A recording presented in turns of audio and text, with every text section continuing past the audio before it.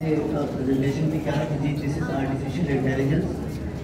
हम देखेंगे कि हमारे लिए तो वो काम कर सकेंगे जो नॉर्मली हम कहते हैं कि जो लो मैन पावर है उनसे हम लेते थे। मिसाल के तौर पर डेटा को एनालाइज करना, बड़े टेक्स्ट को जो है वो समराइज करना, लेकिन इंटेलिजेंट डिसीजन लेने के लिए उसके लिए वही ह्यूमन माइंड जो है वही इस्तेमाल होगा। जो आप कहते हैं जो स्टूडेंट्स के हवाले से आपने एक बात की, देखिए ये तमाम टेक्नोलॉजीज के साथ ऐसा होता है कि बल्कि मैं ये कहूँगा कि the story of human civilisation is not complete without the story of technology. क्योंकि टेक्नोलॉजी ही की वजह से इंसानी तहजीब का जो है वो आगाज़ भी हुआ था। हमने नई टेक्नोलॉजी से घबराना नहीं है, सिर्फ ये है कि हमने इस पर काम करना होगा कि how to harness the power of new technology, क्योंकि इसका खामियाजा हम हिस्टोरिकली भुगत चुके हैं।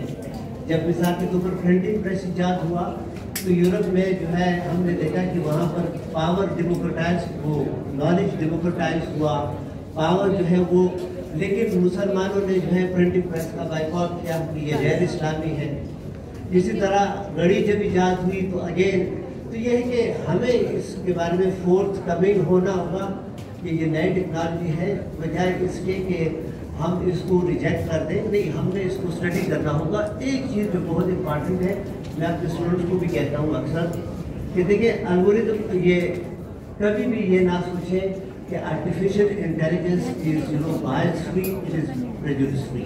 नो, जितने भी एल्गोरिथम बनते हैं वो बायस और प्रेजुडिस पर बेस्ड होते हैं। और यही वजह है। देखिए मैं आसान एक टेस्ट अभी भी कोई भी कर सकते हैं। जस्ट राइट ए पैराग्राफ और mention the war on terror in that paragraph, mention Holocaust, mention Jew, and then ask the artificial intelligence to check the language of the paragraph for you. तो आप sir ये question इससे related अगर हम अपने media outlet से भी करें अबाउट लाइक एस्टैब्लिशमेंट या कुछ ऐसे इदारों के मुतालिक, वो भी बायस फ्री होते हैं, तो there is nothing new in it. नहीं, मैं ये कहता हूँ कि देखिए हमारे इदारे तो हमारे मुल्क के लिए है ना। अब आर्टिफिशियल इंटेलिजेंस वो कह रहे हैं कि ये यूनिवर्सल है।